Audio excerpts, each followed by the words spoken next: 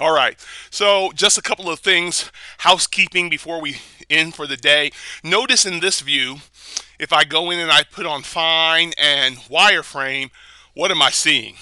In my reflected ceiling plans, I do not want to see my structure, right? So what can I do here? I can click on one of these, right click and say hide in view, category. They're gone.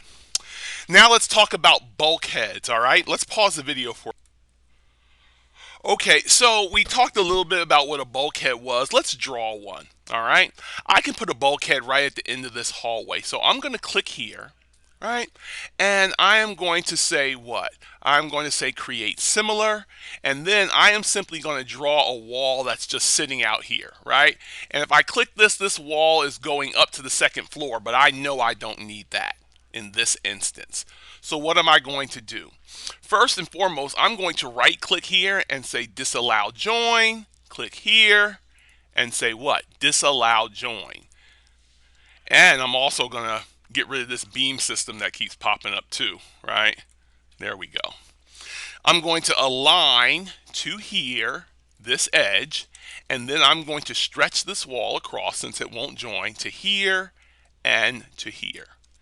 Then I'm going to take my section and I'm going to move my section backwards, and I'm going to right click and say go to view.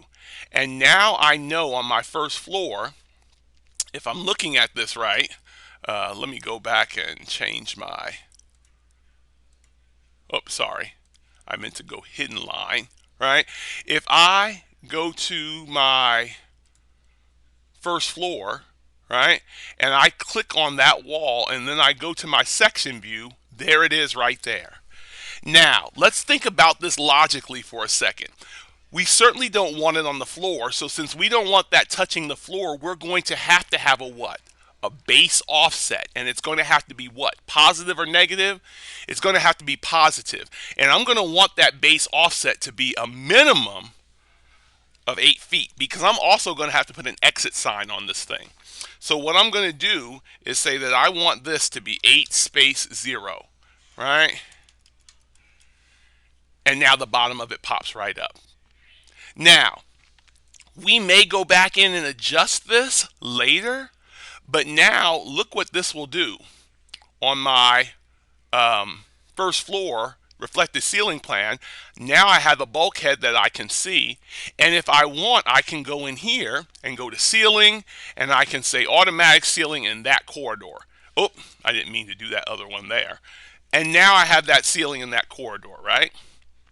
Now, what about these two corridors? Well, yes, I could put a bulkhead here, but if I didn't want to put a bulkhead in right now and I wanted to get a ceiling in there, look, there's an option that we haven't used. It's called sketch ceiling. Sketch ceiling lets us click and come in here and draw a line here and to here, and then we can do what? We can say pick, and we can pick and back down the hallway, and I can say pick and come here and go pick, and then I can pick again, right? And then I can pick a line here, and then I can draw another line right over here. And watch, Revit's going to yell at me. Why? Because I've got some intersecting and interloping lines. So if I try and finish it, it's like, hey, these intersect. So I have to say continue. I can go TR on the keyboard for trim and trim that one, and then I can trim that one, and now in that U-shaped corridor I have a ceiling. So I have all my ceilings on this portion of the building. Now keep in mind, this is the corridor.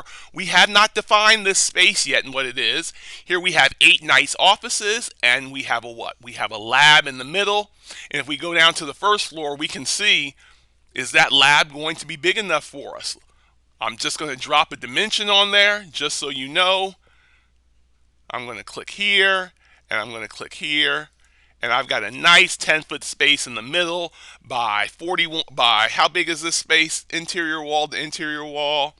Just for your reference, it is 35, 9 3/4. And that's going to be plenty big for what we're doing. So that's where we're trying to get for the day. I'm going to go ahead and delete these setback lines that I had drawn for reference earlier. And this is kind of where we're trying to get today with our layout and with our ceilings for right now. So we're using both things we talked about from the chapter today. We're developing acoustical properties and structural properties that are going to help us do our job more efficiently as we move on in the project. Okay, so we're going to go ahead and stop this video, and for the rest of the day, I have spoken.